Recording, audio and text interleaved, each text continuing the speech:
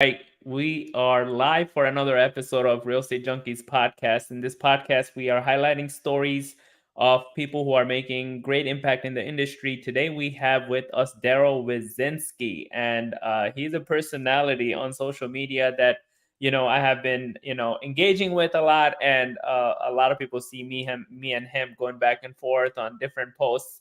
So we thought, why not get him on the podcast? So we are about to dive deep with Daryl Wizinsky, a beacon of resilience from my point of view and determination in this ever evolving world of real estate. Having launched his career in the midst of 2008 market crash, Daryl's story is not just about mastering the art of real estate, but also about overcoming personal adversities that would have crushed many people, right? So, from growing up amid a lot of challenges in River Rouge, Michigan, to navigating personal struggles and finding purpose through mentoring, Daryl embodies the essence of turning trials into triumphs. And whether you are an aspiring realtor or someone seeking inspiration, this episode promises a compelling narrative for the importance of drive, effective systems, processes, and the agility to pivot when life demands it. Daryl, again, it's a pleasure, brother, having you on the podcast. Finally, welcome to the podcast. Well, thanks for having me. We definitely have a special relationship, and I actually appreciate it a ton. I feel like some banter is good banter, and I really appreciate being on. Like that night when we were chatting, I said, "You know what? We should do this." Yeah, I mean, look, the way I look at social media, the way at least I treat social media, to me, it's like any marketing is good marketing. A lot of people think, oh no, I gotta always maintain this positive image, and I truly don't believe like that is the thing. And people who are always trying to maintain a positive image on social media are, in my honest opinion, fake, right? It's not Mhm. always, life is not always positive. We all go through ups and downs. And if you are just showing the good sides of you and you're not showing the struggles, you're not showing what you're going through, you're just like trying to fake it till you make it. That's just my blunt take on social media. Now, Daryl, starting out during 2008 market crash, right, was no easy feat, I'm pretty sure, right? What key lessons can you share with us from that period has stuck out to you and that can apply today in today's market, helping you pivot in today's market? I think the biggest thing that happened in 2008. Let's back up a little bit. So I worked for corporate Chrysler in sales development. So I've always been in some kind of form of sales in my life. Mm, And I did not like my job at all, and I ended up quitting, and, I got into real estate, and, um, I wanna put a little bit of backstory on this. The first yeah. year in '08, I sold 75 homes my first year in the crash, and I knew nothing about real estate, and the big thing, first and foremost, is that if you're a new agent, I recommend joining a team because there's so many options out there, and most of them are just dead ends and disasters. Getting a mentor or coach or on a team, one of those 3 is most viable. Yeah. Mm, And getting a CRM, you must have your own CRM from the day one, and getting a coach team or a mentor, if you don't have the money to pay your bills yeah. or a coach or mentor, and you don't want to join a team, you probably should not get in real estate. That's just facts. Yeah. Uh, Biggest thing that I learned out of resilience, out of real estate was from that time is 100% mastering what the consumer needs and understanding their position. People back then were scared out of their minds, and that's no different than now. People are still scared about rates, home prices, and you know the news would have you believe home Yeah. on the market's going to Yeah. crash.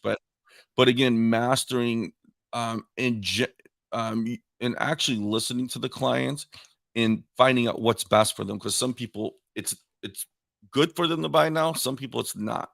So I would say that, and I think being resilient on the idea that your mind has to be willing to pivot at any given time. A lot of these commercial loans that were taken out are coming due, and they're on arms, and those loans are going to be insolvable. They're going to be like foreclosing on Yeah. those loans. So being able to pivot, uh, mastermind on how to pick up for rent by owners, Airbnbs, how to broker commercial apartment buildings, things like that. I think that will be important in the next 2 years. Yeah. Yeah, for sure. I think, another thing, I guess, like a lesson that we can learn from you, or something that you can tell us about, is you have wore different hats in the real estate sales industry, right? From being a single agent to becoming a team owner. How has each role taught you to adapt and restructure your strategies effectively as you moved along and kind of played the different roles that you played? I think as being a single agent, fortunately for me, when I came in '08, I worked for a brokerage that was like at that time the number one short sale brokerage. So I would just fed a lot of leads. What quickly realized is that when that dried up, I knew nothing Mm, at the end of the day. So as I went from team to team, I was part of two teams, both very successful teams, and still to this date. I think, being the role, as a single agent, I think the problem with single agents and even with me was, like, when you start, hitting production numbers of, like, 10 million, 12 million, 14, 18, and ultimately 20 million a year, a lot of single agents let up off the gas, and they think that this is gonna keep coming forever, and it's not, and you'll see the down spurts through like, different months, but ultimately, real estate is a cycle, and you will face a bad cycle. So I think that as a single agent was the thing where I never understood that it was never. I just thought it was going to go on and on forever. So again, there it goes back to why you should have a coach and a mentor, or and even if you are in a team, you need a really good team leader or a good coach regardless. And I recommend regardless. When I was on a team, I had coaches outside of the team so I could have another option. mm, So the truth be told is my ego, which I think that's the biggest problem with most realtors, is our ego gets the best of us, and that's what got the best of me as a single agent, and that's what drove me to start a team. So the part of me always tells everybody is like, would I have stayed at the last team I was at before I started my company and team? The answer is if I knew what I knew now, I would, because I was mm. around the right people, and I was doing 18 to 20 million a year. I had a good life, less headaches. Yeah. Owning a team, I think a lot of people think that they're gonna start a team and they're gonna stop working. That is not the case. So, mindset when having a team is that you can't buy success. That is the biggest. Buying leads and all that does not lead to success. Um, Success starts with, even if you're a single agent, who do you surround yourself with? Who are your Mm, coach? Who are your mentors? Who are your peers? Your team, I grew a team to I think 45, 50 at one time, and I would have recruited anybody to join. no filter. Guess how that happened. Guess how that turned out, right? So, I think being selective on who you have around you on the team, and I think what I've learned the most as being a team leader is being open-minded to having other people that are in other brokerages, brands, be around your people, because collectively there's enough to go around and everybody can learn something from somebody. Yeah. Yeah. Yeah. For sure. And it's interesting you mentioned ego. And I'd say this to any new person that comes around me. Like, hey, there will be two reasons why you fail. And these reasons are very common in every single person that fails. So there is no going around these two reasons. There's managing these two reasons, right? So majority of people fail because of fear. This is before you see success, right? So a lot of majority of people in real estate industry, 85% give up before they even see any level of success. So that tells you that why people give up is like they have limiting beliefs, they have, you know, fear of unknown, they have all, you know, imposter syndrome and all that. So majority of people fail because of fear, but then there is a minority of people who do see success. Then ultimately ego gets them, right? So so if I were to align how I think it tells a lot about your experience. You had some real life experience. Now, overcoming personal adversities has been a significant part of your journey, right? And you don't I what from what I experienced, you don't shy away from sharing Mm-mm. what you have been through and what you go through on a regular basis. How do you think resilience in your personal life has translated to your business strategies? I think, owning it, right? You said no filter. That's like seems to be the title when people meet me is that I have no title. I mean, no, I'm unfiltered. I think resilience, collectively in life, right? You know what? I'm gonna say this statement. A lot of people are in love with the idea of the goal or the prize or success, right? But people are not in love with the process, right? They will not do the process. So the truth be told, with resilience is that for me, my past has not been the greatest in just in life in general. And I think when you own your past, and you know what, I've done a lot of self-destructive things in my life. I've been on the top, and then you might catch me doing something stupid and causing myself grief. So the reason why I've been so resilient is because of the mistakes that I've made in my personal life. And then I've had no choice, um, unless I wanted to give up in life or real estate to continue forward.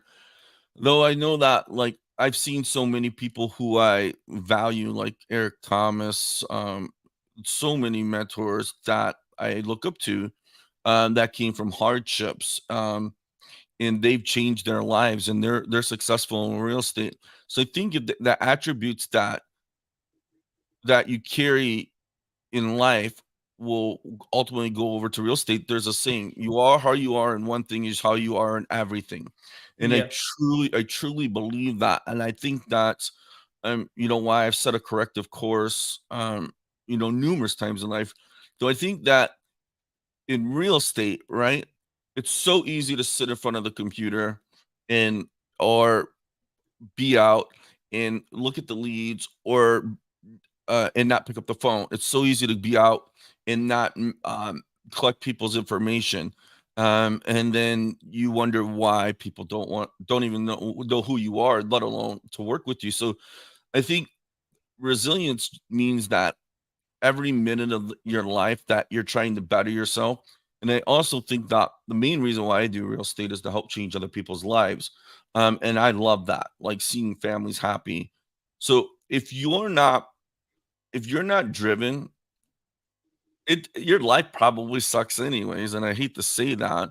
If you're not driven in real estate, or you're not driven in life, whatever you're doing, if you're not doing it to the fullest effect, if it's your business, your life mimics your business. If it's your life, it's going to be the same in your business.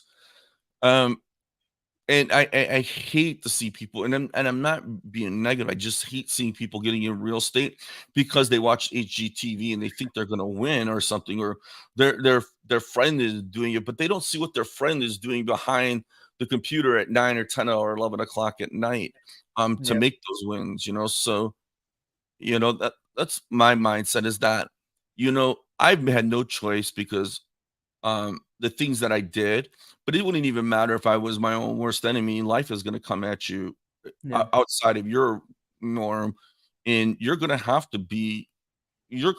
to continue to work. I mean, when you lose that one deal, right? Truth be told, I just lost $45,000 in commissions on Tuesday. right? Now that could drive everybody down the rabbit hole and be like, I'm upset. I'm gonna go drink. That was the farthest thing from my mind. My mind was like, get back on prospecting, get another deal. So, yeah. From your childhood, like being growing up poor and growing up through abuse, like from your bio that I read, that's his amazing story, and starting, becoming successful as a solo agent and starting Elegant Homes and divorce real estate, right? What was, like, I guess, like, even till today, what is it that ignites that drive to succeed in you? The truth be told is I didn't want to work for corporate America anymore, and I like being You my don't want own boss. a 9 to 5. Yeah, I didn't want a 9 to 5 or, when you work for corporate, things change. You're not in control. And I mean, there's probably some corporate jobs out there that change people's lives. So, I think the big thing is me being in control of myself, and which is sometimes is a detriment for me. But I think that ultimately changing people's lives, because I grew up so poor and I came from an abused family, and um, and then I've had some struggles through life because of that. Um, though when you look at yourself and you've changed somebody's life, that is so rewarding. That's what pushes me to keep moving forward, to say, like, you know what, you shouldn't be a loser. You shouldn't be an alcoholic. You shouldn't do this. You shouldn't do that.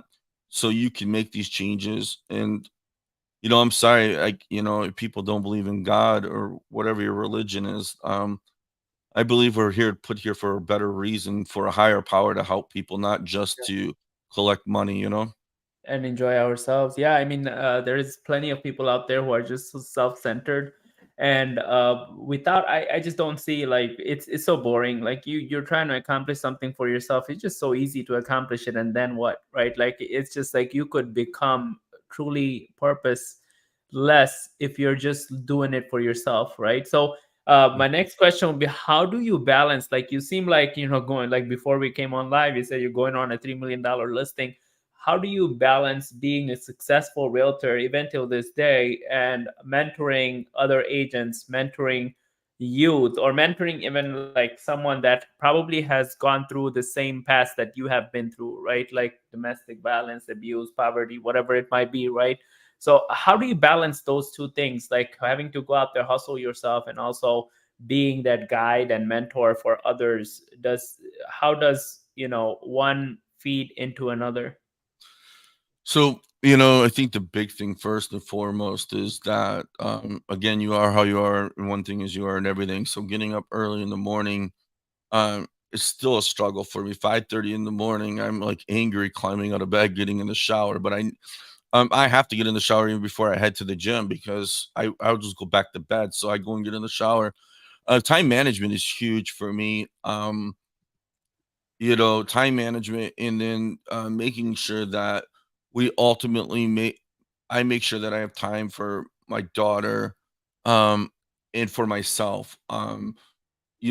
Realtors work a lot of hours, though there's always options to let your clients know that you're booked, you're busy, or whatever. So I think time management is key, Yeah. and I think, Hello, boss. I oh, am.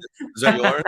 I thought that No, was it's yours. It's yours. Yeah. mine. I think the big thing for me is time management, and then loving yourself and appreciating who you are, because when you tell yourself you're owed something, Yeah. um, you feel good about it when you do it. And I'm sorry, at the end of the day, um, nobody should worry about making anybody happy, not your kids, not your wife, Mm. nobody. You need to be happy with yourself.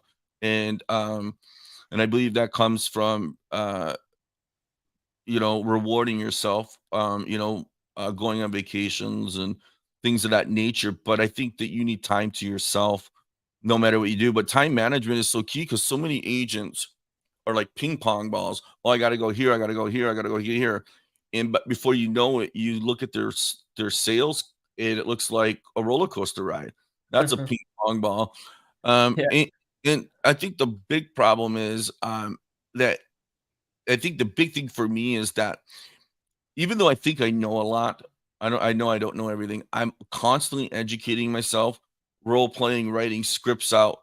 That way, I can shorten the amount of time I have when I'm out doing. If I'm prospecting, I know that my time will be effective because I'm skilled. If I'm on a listing appointment, my time is effective because I'm skilled. So then that way, it's able to shorten up and free up more time if that makes sense. So, uh, time management, training, um, um, personal time, reading books, educating myself, and then ultimately I just put together a plan on my day. And I'll say this: where there's a will, there's a way. How many of us on a phone catch ourselves scrolling through TikTok, and 2 hours later you're like, I need to get off this thing. So there's more than enough time in the day. And then I would say this too, and that's why, like you say, is that using technology to our benefit really, really. I'm not saying you could double your workday, but with what's available, you can knock out a month's worth of stuff sometimes within 2 or 3 hours. Yeah, Especially, I was about to say within hours. Yep, for yeah, sure. but you Yeah. like auto posters and all that stuff. So there's so much you can do out there, but if you're closed minded and you don't want to work with and be around people who are doing it, you'll your day could be a pain, but mine's not. I use a lot of technology too. Yeah, I think it all comes down to, no matter no amount of resources, no amount of training, no amount of knowledge can change you if you don't prioritize. Like, you don't have priorities, right? So I think the key is to prioritize what you need done, right? Like the Right. most important things, and then the urgent things, and then the unimportant things, and then the non-urgent things, right? So without that prioritization, no amount of technology and resources and platforms and tools can really help you, because you'll be confused. What do you what do you want to do with those resources and technologies and tools? So, like, what I want to ask you now is, like, you've been through the roller coaster of real estate, right? Like, few Mhm. times, right? Like, starting from the bottom to all the way to the top, and I'm sure there has been some ups and downs through your career. What would be your top advice for someone, on how to pivot in the real estate market when faced with unforeseen challenges? For someone who might, there's a lot of agents. I talk to 30 to 35 new agents every single week through, business consulting. And a lot of agents, I mean, it might not look like it on social media because they try to fake it till they make it, right? Mhm. But Right a on. lot of agents are struggling. They don't know where they're going to pay their next month's bills on, right? Like, what would be your top advice for someone on how to pivot in real estate market when faced with unforeseen challenge? One, first, they need to know, do they love what they're doing? Like, minus how many clients or listings or contracts or wholesale deal, whatever they're doing, right? Do they really love what they're doing? Because if not, I'm sorry, if you don't love what you're doing, it's going to You affect. mean miserable? Yeah. Yeah, you're gonna be miserable, and it's gonna show to the consumer, right? Yeah. And you're not gonna do what it takes. I think as far as what to do next is this, right? If you look at your business, right, and you have to get really deep with yourself, the industry, unless we went to World War III, doesn't just change overnight. There's always some kind of headway to it. Like, it takes time. So if you back up to when's the last time you were doing transactions consistently, and then you back up from there and you look like, what kind of time was I putting into the day? Um, I'm sorry, like, people can say that deals were falling in the real estate agents' laps, years ago, but that part of that's true, but part of it's not true. The people who were doing great were putting in the work. So Yep. when you back up and say, "Hey, how much work was I really doing back then?" Because everything you're doing is for 90 days forward. So if you're struggling right now, right? Listen, people are still buying homes. That's never stopped ever. It didn't stop it in the crash. Didn't Yep. stop now. Um, So what is your like, what do you like doing? Do you like working with buyers or do you like working with sellers? Right? Get real with, if you just want to work with whoever, I Yeah. don't believe in that. I believe that you should focus on what you're strong at. If you want to focus on buyers, make sure you're around, you're around the right people who are buyers, right? Start Yeah. hosting events where buyers come and meet you. If you're focusing on sellers, I'm sorry, at the end of the day, like, you're gonna have to call FSBOs and expireds and generate some leads, because if you don't have any money now, you can't buy leads. Yeah. And I think just how to pivot. I think the biggest pivot move is being conscious of the market, educating yourself. Right now, it's helping people with getting rid of short-term rentals, commercial loans on apartments and multifamilies, um, and getting in the right groups. I cannot express that networking with people is so important. Yeah. And because at the end of the day, if you're on the golf course and you know that this person who owns 10, 15 apartment buildings golfs Yeah. at this golf course, inadvertently, if you're there 3 times a week, um, just hanging out, maybe having an appetizer because you don't have a lot of money, and you got your computer open and you got Zillow on the screen or something, or a commercial building, somebody's going to talk to you sooner or Yeah. later. Yeah. Um, so I think I think, like, getting in the right groups, because at the end of the day, I think what's happened is that people become more distant from people that they don't know, like, and trust.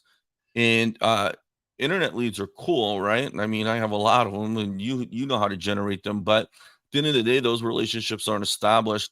So and I think getting on video too is important. If you have a database, I have a I'm not gonna say it. I know a lot of agents who refuse to get on video. They Yeah. refuse to send a video message to a consumer, and why would the consumer work with you? They don't know who you are. So I Yeah. think getting on video, getting in the right groups, and I'm not talking about hanging out with your other friends that are realtors. That and if you do drink, tame it down. Like, when you go to the golf course, right? Maybe, have 3 glasses or 4 glasses of water to your 1 drink, but make sure that, Or zero drink. How about that? uh, you know Let's do that for a change, right? yeah, but just make sure that you're in front of the right group of people, because it's like, who do you want your audience to be? Most agents are like, I had one agent who worked for me a long time ago, told me she was gonna be a luxury agent, and I said, "Well, where do you hang out where luxury people What do hang you out?" do? What do you do that's luxury in your life, huh? Right, well, that's the thing, and I'm not trying to be a jerk, right? People already assume I'm a jerk, but I just tell people how it is, like, so, like, in this market, right? If I was wanting to be around people who make moves, look, people buy and sell real estate every 5 to 7 years, and this time it's been delayed a couple of years because of these rates. So I would rather get around people who have money and wanna park at places, and who believe in me. They're not gonna believe in me if I'm sitting at, Buffalo Wild Wings drinking a pint of beer, right? Maybe, if I know, if I go to the country club or the yacht club, or join the Detroit Athletic Club or something like that, I know that I'm going to inadvertently Yeah. run into people. Yeah. And then, Yeah. like you said, check your damn ego at the door, right? It's all about them. It's not about you, right? And I think that's the biggest pivot. I think getting in front of the people, Mm. video, and getting on the phones. People are Yeah. just, you know, um, there's brokers out there that will teach you, or try to teach you, the art of doing the least amount of work, and allude to the idea that you're going to be successful from just doing minimalistic work on social media. I still find that hard to believe, unless, I don't know. I That's mean, it is possible if you're hyper focused on doing the right thing, right? You cannot just like it's not can't make a post feasible. once every month and then expect, you know, that's my thoughts. So, I mean, if you make the right type of content on YouTube, it's possible, right? oh Like yeah, yeah, you could drop one video a week on YouTube, and it's like the true. exact content that will attract your ideal audience that you're looking to create for sure. Something you said about video, like I talk to agents, and I know you're gonna be listening to this, right? Like, because you will connect the dots between my conversation and this video. And they tell me, uh, I hate the way I sound, and I hate the way I look, right? And I asked them, every single one of them, and they get offended. Is that if you hate the way you sound and look on video or pictures, right? Your Mhm. clients must hate you in person, right? True. They say no. They say no. They like me. Yeah, so if they like you, that means your fear of, like, or your feeling of hating yourself on video is not realistic, right? So anyway, like, pivoting in this market is something that every single one of person, I think, you need to look into and really look at, like, where in your business have you either been neglecting, or you have been lacking, or you struggle, where your weakness is, and you really truly need to pivot there, right? If you don't know how to do it, get help, right? Mhm. If you don't have help, change your environment, right? So but I truly believe there is resources in every single person's environment. Doesn't matter how bad your environment is, only thing you have to change is become resourceful, for you to be able to leverage whatever there is available for you to leverage to make that pivot. Now, pivoting with purpose, can you share a specific time that you had to make a drastic change, like a change that you did not imagine yourself to make in your business, for your business strategy and the outcome? So that's like right now. That's real life right now. That's real life right now. So back up 7 years ago. I started divorce real estate 7 years ago, and this is gonna play into the whole thing. Is that my biggest lesson to anybody is if you have an idea, listen, you don't need to copycat everybody else's idea, right? When I started divorce real estate, everybody was like, "Oh, that's stupid," right? And the only truth to the stupidity part is that I didn't work on it 7 years ago, and I didn't even work on it 3 years ago. The fact that I didn't take action on it. So listen, you got to do what is best for you, and you have to take action, and you have to hold yourself accountable. Hmm. So the truth be told is that I didn't take it serious. I was like in love with the idea and the concept of the success that would come from it, but I didn't want to do the work that came with it. One is I didn't know how to do it. I didn't have the resources. I'm not really good with making content for brands, right? But I should have took the money and invested it, but I didn't. So what's crazy now is that just like everybody in this industry, we're all facing struggles. The market is slowed tremendously down, and sellers don't need to sell. And I'm a really good listing agent. I mean, and the problem is getting listings, right? And buyers are scared because of interest rates.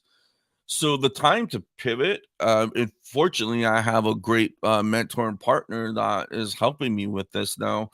Is that now that it's harder to get listings and buyers, is that I'm pivoting into divorce real estate, and I'm really dumping a lot of my time. I mean, literally almost probably 4 to 6 hours a day on top of my other business that I'm already doing.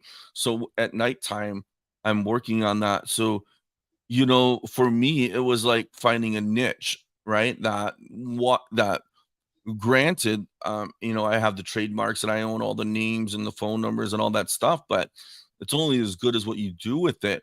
So I think a Yeah. lot of people, a lot of people have ideas, they just don't take action. And then they'll talk about it, they talk about it, and then somebody will show up and execute it.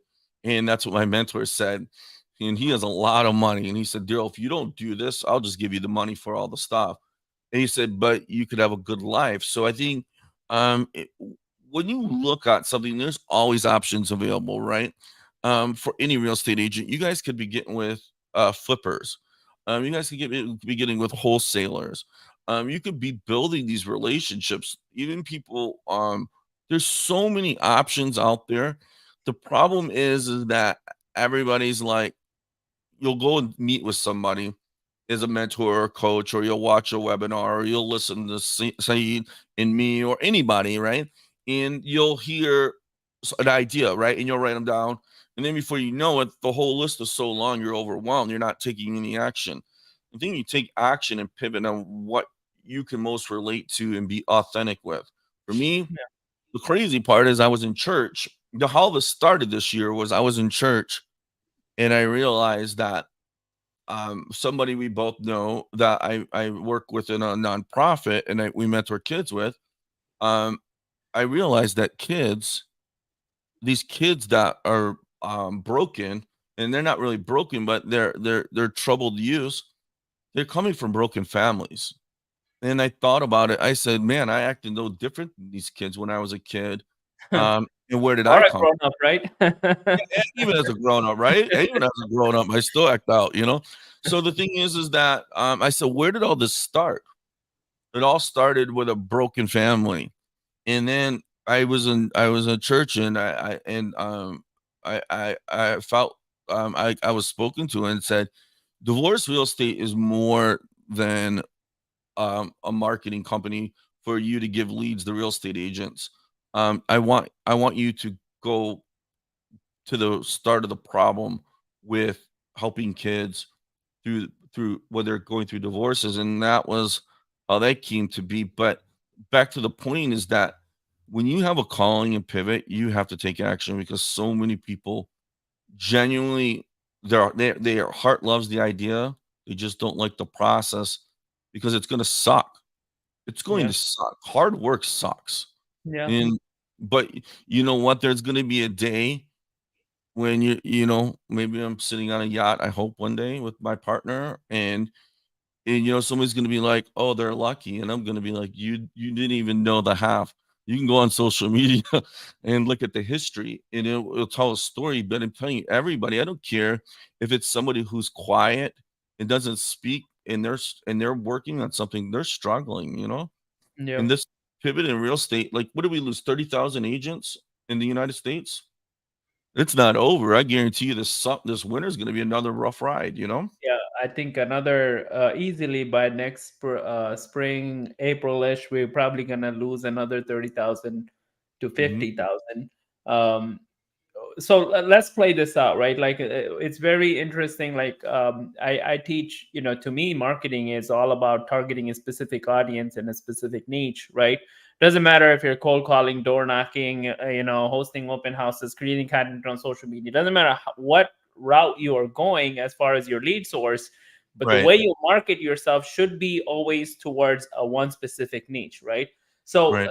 let's play this out a little bit, right? For you to promote a brand like Divorce Real Estate, I guess like you probably have like crazy vision for it, right? Where you're gonna market yourself to the divorcees first to get their business, and then you're gonna probably share that with real estate agents who are interested in working in that niche and everything in between that you're gonna do. But as far as marketing to, I guess, people who are divorcees, like how would you market yourself to get business from people who are, how does that, what does that look like? So for me, like, here's so many things that and I there's so it's so crazy that how technology driven real estate is and how almost any business is and how real estate agents don't understand getting a website doesn't do crap for you, right? Just having a website doesn't do anything for you.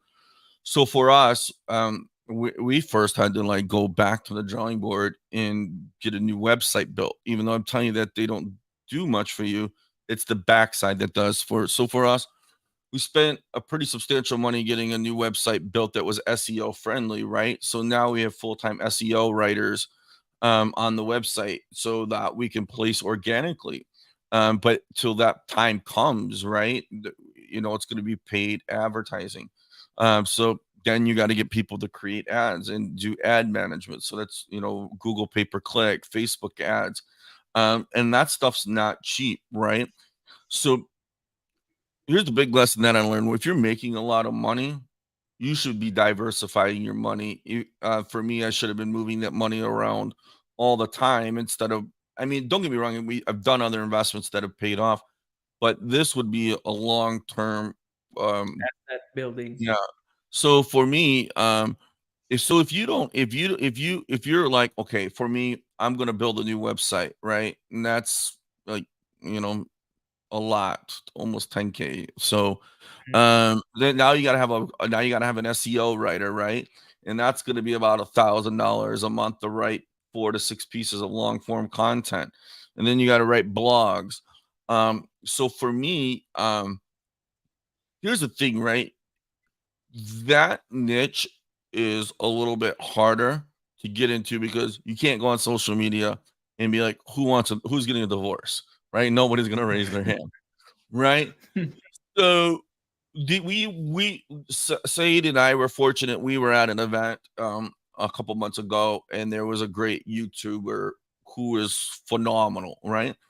So I believe that, like, for the people who are watching me and listening to this podcast, is that you have other options. You have TikTok, you have YouTube, you have Facebook Live, you have Instagram. Um, uh, for me, it's not; those aren't, me being on the camera about those is not going to generate me business. Those are going to be, market driven ads that are generated somewhere else. Yeah. But as an agent, you have the opportunity, and I would, if I mean, Saeed, you could share the, online on your social media about the YouTube guy. They basically gave us the whole formula on what to do. And Mike Sherrard, you're talking about Mike Sherrard, right? yeah, Okay. yeah, yeah. Mike Sherrard, yep. Mike Sherrard, dude. That dude is the man, right? And there's no doubt about it. But I think if you're looking at how to market yourself, one is be authentic. And you have to be authentic first, right? With me, everybody knows who they're getting, right? No ifs, ands, or buts. Mhm. Um, Two is be consistent, right? Be consistent.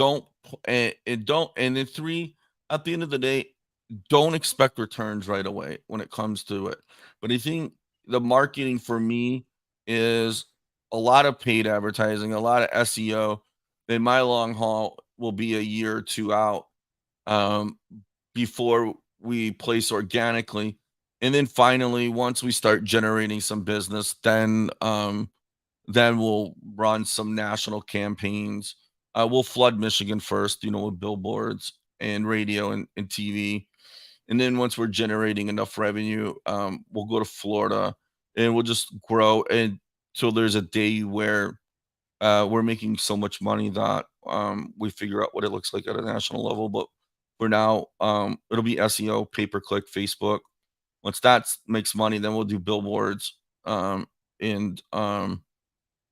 maybe become a Yeah. sponsor of a sports fan, a sports team.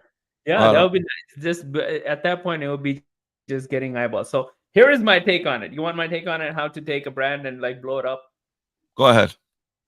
Okay, and obviously you're probably doing some of it already. Okay, so it's not specific to yours. Honestly, like I have to do research on like what do divorces go through for me to create a customized, right? But Mhm, any brand for you to like really get traction from its audience is number one thing you do. Like, so let's talk to all real estate agents in general, right? Number one thing you do is you pick a niche, which you did, right? You pick a niche of like divorcees, right? And mhm, number two, once you pick a niche, within that niche, who's the audience you want to target or who you want to serve, right? You have to be very clear on that. And I have a framework, like 4 question framework that helps you pick a niche and pick an audience.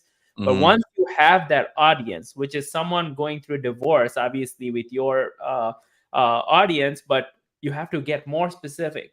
The demographic you want to target, the geographic you want to target, the psychographic you want to target, right? Like how do right, they how right, do they think, right? What problems do they have? And what are their desires, right? right. Related to real estate, right? So if you can do a very good research on understanding, for example, my audience is real estate agents, team leaders, and brokers, but I target a very specific type of agents, team leaders, and brokers, right? And they have a very specific set of problems and desires, right? So when I do my research on finding the type of problem that I am passionate about solving, and I bring out the solution. This is something I learned from Alex Harmozy about a few years ago, is that you have to, number one, know your audience, and then number two, well, number one, pick a niche, number two, target an audience, number three, research the problems and desires of your audience, number four, provide value. If not, Alex goes as extreme as give the solution to the problem for free where everyone else is selling it, right? So whatever the solution to that problem is, you give it away for free for them to get attracted to you, right? Mm-hmm. And that's his motto. I don't do that a lot, but for example, for my brand, what I do is I have 12 very specific problems with the type of agents and team leaders and brokers that I want to attract to myself. So I have 12 solutions that I always give. I mean, if you find me on social media in any groups or in my personal page, you will see I'm giving away stuff for free, and it's part of those 12 things, right? Right. And I truly believe the stuff that I give for free, people are charging thousands of dollars for this stuff, right? For example, we give away our Facebook, Instagram ads with Messenger bot conversation flow. We give that whole course away for free. We sold it for $6,000 in the past. So when you do that, now how are you going to give it away for free? You do it through content, right? You Right. do it through, I'm a very big, like, I think website died in 2005, right? Yeah. Websites started dying, and now it's all about funnels. You could have a website, there's nothing wrong with that, but it's all about funnels. Funnels, the easiest way for me to explain what a funnel is a sales persuasion tactic on a landing page, right? So Right. you attract people by giving away solutions to this funnel. And on this funnel, you have a video sales letter with your authority, testimonials, and all of this for them to give you their data to get that free stuff. And then you use the data to sell whatever you're selling on the back end, right? So if Right. for divorce real estate, it would be for them to get some type of solution to the problem and desire that you think you can solve for free. They Mhm. get that solution by giving you their data. And once they give you their data, you're going to sell them the real estate service you're looking to sell or whatever it might be. Uh, One thing I could think of right now is this free consultation with a divorce lawyer could be offered, one of those solutions, right? So you could We'll give partner up. we Yeah. give them a free appraisal. A free real Yeah, well, appraisal. that's a lead magnet, right? Yeah, Uh, that way, because going into a divorce, it's going to be a confrontational situation between the two partners, no matter what. So that way, they can't argue that somebody was going to get them more value. Another real. We don't want them to work with realtors that we don't work with. So by them getting a free, because we want to be able to align them with our yeah. agent that we recommend. So by Yeah, so giving, I think it all comes down to for you to take off with a brand, it all comes down to knowing your audience more than the audience knows themselves. To themselves, the correct. point where the audience sometimes would be like, "Did you read my mind?" Like, wow, this is Yeah. something I I was going through, right? And Mhm. knowing that audience, I don't know, you would have to know their psychographic, right? Well, Mhm. like you would have to be pretty much like, one of my other mentors, Pedro Adao, he's known as like the category king on challenge guy. Like all these challenges you see comes from this guy. And he says build a niche so small that only you fit in the niche, right? Right. So if someone was to go after divorcees to get their real estate business, kind in a way you have to be a divorcee yourself for you to truly be effective, because for you to know the audience, you have to have had that life experience yourself. And I could, like, once you know, you can come up with ways for you to attract them before they even think. Like, for example, what can a divorcee, I have never thought about divorce or been through a divorce, but I could only assume stuff if I haven't gone through their experience or talk to a lot of divorcees, right? For me to really learn about their audience, right? Otherwise, I would be assuming like, oh, maybe they need a lawyer, or maybe like I would be just making up I'll give stuff. you I'll give you I'll give you a piece that's really Yeah. consistent. Everybody who goes through a divorce, for the majority of the time, majority of the part, right? Because I've done a lot of. I mean, I am part of one myself, and I grew up with one in a family, and I got divorced myself. Just an example. 80 81.3 or 81.6% of people who get divorced go on a last ditch vacation. It's not a last ditch. They're going to go on vacation because they think that they're going to fix everything on that vacation, but you can't fix everything. So people go on vacation, and then when they when then what happens is the telltale sign is when they're on vacation. and that that there's one person in the relationship, the one person who made the vacation to go is usually the person trying to save it, and the other person is just going along for it. But what you come to find out is the other person who went on the vacation, who didn't really want to go, is annoyed, and then they come back, and within 3 to 6 months they're filing for divorce, and that's Wow, facts. That's facts. that's crazy. Yep. So partnership with the travel agency and keep giving away free free trips, or sometimes like there is a travel agency I know that you can actually give people a free Yeah. trip. Yeah. Oh, no, no, I agree with you on so many levels. Here's the thing, though, Saeed, is that I know that I can't own this market, even though I have the names and stuff. And the funny part is that this market is such an untapped market. Even Yeah, when I look at Google keywords, the amount of the keywords used on Google SEO and all that is they're all low, yeah, right? And yeah, the fact that that I have the ability to come in this market and dominate. Fortunately, I have a partner who's got a lot of money who's going to help me. But um, the thing is that for for this niche is that I know that I'm not going to own everything. So there's no, you probably can't you can monopolize anything unless like you own, like especially divorce real estate, unless you own like people divorcing each other, you can't really own it, right? you I am can't. the reason why people are getting divorced. That's the only way you could own the whole market, right? Man, we don't want to So do that. We don't want to. We don't want to yeah. create But I divorce. think it's possible for you to like really make a huge impact. You just have to have your audience that you want to target. It's like anyone and everyone getting divorced. That's a huge market, No, right? it's too big. You're never going to touch it. Like you want to start with even smaller demographic, certain Mm, age limits or a certain, yeah, demographic. I don't know, certain millennials, or and millennials are getting divorced like crazy too, but boomers, right? So you target with one. The reason why is because not all divorces have the same problems, right? right. So you're able to really get traction. Now once you have served a specific demographic of people on their divorces, automatically you became the authority in divorce now, right? So now you can expand your market and people will come to you regardless of Yeah, age. right. um, It's like Zillow, right? It's gonna take time to become the expert on it, right? And, mm, Zillow didn't just become the expert overnight. So you put in the work. You're very laser focused on in the beginning on who you want to service. It's yeah, just like we were talking about agents, right? Know what you're good at and know who you're authentic about and what you're intentional about. In the same with this company, right? So yeah, this is real, like real life.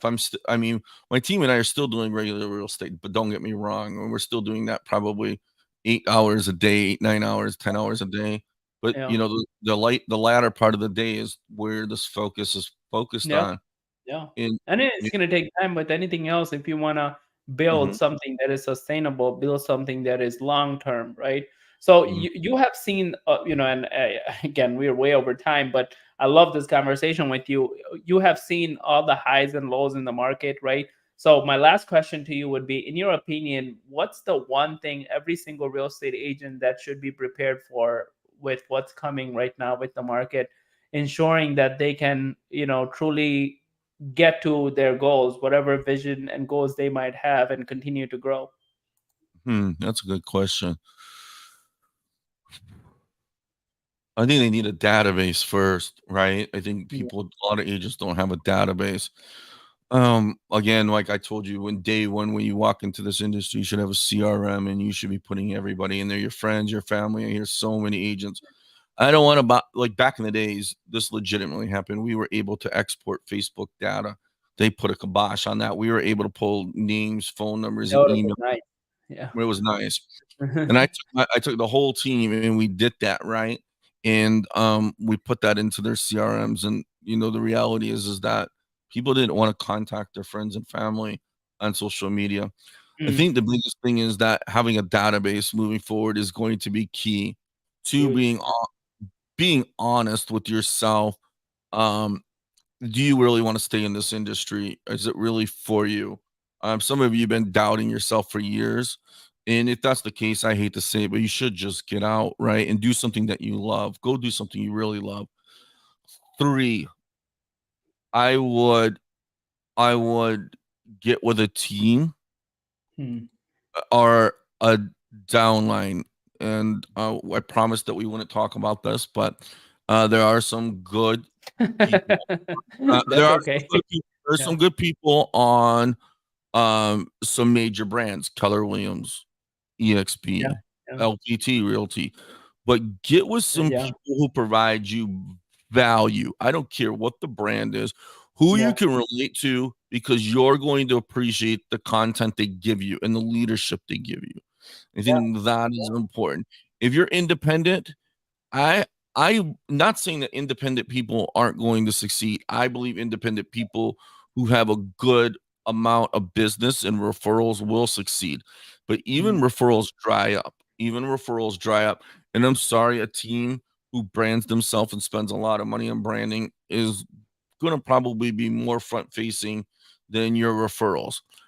And Mm. then finally, um, I believe that getting go to church, go to the mosque, do something that returns the love without the expectation of a return. Yeah. I think doing that, um, and just being a good person in general and doing things out of the kindness of your heart, finally and foremost, will reap rewards. Yeah. And if you again, if you're doubting if you're going to survive in this industry, and you've been like this for a while, there's nothing wrong with changing your direction in life. I think that you at that point you just decide that you're going to go do something that you love, and at the end of the day, there's nothing wrong with being a part-time realtor. Yeah. I know people frown on that, but I think that if you can't be the best version of yourself, how are you going to be the best version of yourself for anybody else that you're helping? If that makes Yeah. sense, Yeah. you know. I think For that's sure. what Yeah. you And I think some of the advices you gave, it's very profound, especially thinking about it. Number one, if you, like, really truly see if this is something for you, right? And a lot of times people really have a lot of doubt within themselves is because of their environment. So you also right. mentioned go join a team or a coach or a mentor that would give you that guidance. And honestly, like, I read these studies, and it's amazing. Is that people do 30% worse just by their environment, like just by Right. putting yourself in the wrong environment without like any harm done, without anything. You're already doing 30%. I'm sorry, people do 30% better by putting themselves in the right environment without learning new skill set. And people do 70% worse in the wrong environment Oh, I without believe even any harm done. It's crazy, I right? believe that. Uh, I believe that. 100%. I people who work from home in this industry, and they don't get around, and they don't. I don't know. I would agree with you that I'll leave that comment off, but I would agree with you that that if you are miserable in this industry and you really do love real estate, I would agree with you that maybe you go get on a team, because that Yeah. would change the dynamics of everything for you, and you may become the greatest, most amazing agent ever. You know, Yeah.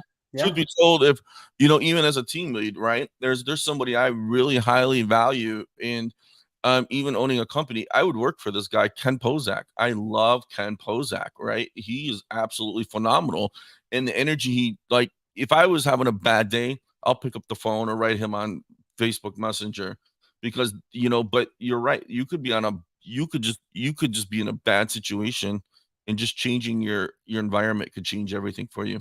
Mhm. Yeah, I for would agree sure. with you. And again, like, a lot of people don't take this seriously, which is being close to God, right? Yeah, And really, like, you see, like, everything else is just how to become successful and how to do this and how to do that. End of the day, your why has to be right. And what I teach is, as far as mindset goes, I don't teach people God, right? I don't feel like I have the right to teach people God, but at least at the very minimum, number one, you have to like do this for the sake of a positive outcome or helping someone, right? You That has to be right with you. You have to be in a constant state of giving, right? Second thing, everything happens for your good. Like whatever happens, bad or good, happens for your good. Okay. Yeah. And then the last one is you have to be in a constant state of gratitude. You Right. have to be thankful for everything that goes right in your if you really think about it, in a 24-hour period, there are probably millions of things that goes right for Hmm. you than things that go wrong for you, right? Like Right. just by waking up in the morning, that's probably Already over winning. 1,000 things that just went right. Right. You're already winning at that point. Yeah, I think a lot. I think that a lot of people focus on the negatives, and then it just consumes their mind all Yeah. damn day long, and then they can't get out of the rut. And then before they've talked themselves out of even taking a shower, sometimes they just Yeah. lay in their Yeah. pajamas in the bed all day. Hmm. Man, what a great podcast. All right, bro. It was a pleasure, man. And I would love to have you back more and collaborate more with you in different things, and appreciate your time again for everything that you do. And for those of you listening in, thank you for listening in. And those of you who will listen to this later, if you are interested in, in this market, the reason why we're doing this is because market is not like, it's not a joke, right? Like, yes, we are doing okay. We haven't seen anything different than other than the August to January of this year. Honestly, that's just how it has been for our business, for our team.